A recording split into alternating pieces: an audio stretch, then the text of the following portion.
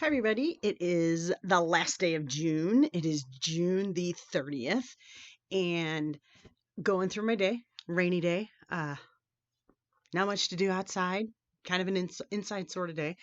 But, hey, great time to dive into the scriptures and find God there.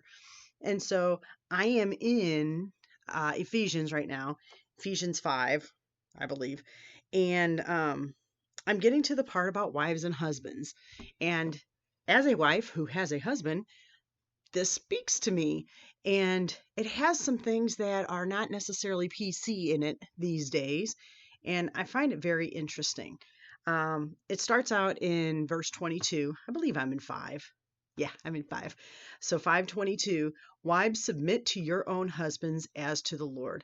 For the husband is the head of the wife, even as Christ is the head of the church, his body, and himself its savior. So that has become like, I am not submitting to nobody kind of thing. Women are not, allowing themselves to submit or obey. Um, People want to take that out. And, I think back to it, and you can't have two heads of something and make it work. Somebody has to be the head. And just because somebody's the head doesn't mean they don't listen to you, doesn't mean there's not conversation, doesn't mean there's not give and take. But ultimately, somebody has to make a decision, and you have to decide who that person is. And I guess it should be the husband. You might be like, oh, that is so 1950s. Really? I can't believe you're even thinking that. Well, let me think this.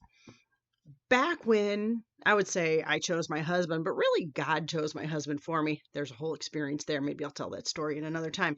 But in the choosing of my husband, I made a good choice. If I don't make a good choice, if I pick somebody that I'm not willing to submit to because I don't trust him, because he's an idiot, because of whatever, that's on me. That's not on God's system. And so, you have to not blame the way God set it up. You have to blame your choices. And I know we don't like that either. It's like, oh, well, if I don't, this one doesn't work, I'll go to another one. And, divorce happens for a lot of reasons. And I don't dog that. But looking at your choices can point to, the plan that God has. In the choices I make, I'm very comfortable letting my husband have the head. Um, Now, does he let me make decisions? Of course. Are a lot of things that he doesn't even want to think about? Of course. Do I get all of the school and the insurance and the medical and the clothing and all that for the kids and the sports and all? Yes, I do. Because that's stuff, so it doesn't mean that you're out of the loop. You just have to have that final say. When it comes down to there's two different parts, I trust that my husband's going to do the best for our family, for me, for our household, for everything. And so far, married 20, I forget how many years, 24 years, I think this year. He hasn't let me down. Have I always agreed with everything 100%? Absolutely not. Because, people are not that way. But I trust in the system God set up, and I trust my husband.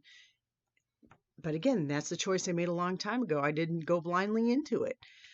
Um, and the other thing is, if you look at the next verse here, um, starting 25, I think the husbands have it far worse than the women here. All I have to do is submit. Okay, sure, you're the one in charge. Ew, I would not necessarily want what the husbands have to do. So in 5:25, it says, husbands, love your wives as Christ loved the church and gave himself up for her, that he might sanctify her, having cleansed her by the washing of the water with the word, so that he might present the church to himself in splendor, without spot or wrinkle or any such thing, that she might be holy and without blemish. In the same way, husbands should love their wives as their own bodies. And it goes on, you love your body, you don't do that. So going on through 28 even. But think about that. Husbands are supposed to love their wives as Christ loved the church. Now, Christ loved the church so much, he gave himself up, sacrificed himself for it.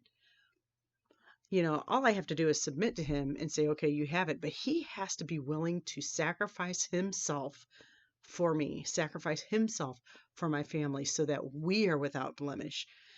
That is a much tougher role, if you ask me.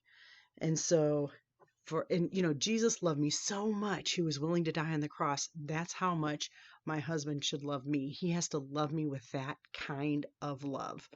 So, we might get a little bit off on God's view of marriage these days in this PC, burn our bras kind of world.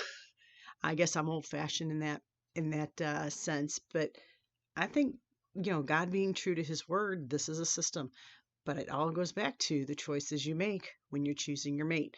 Um, I let God choose mine, and whew, glad he did.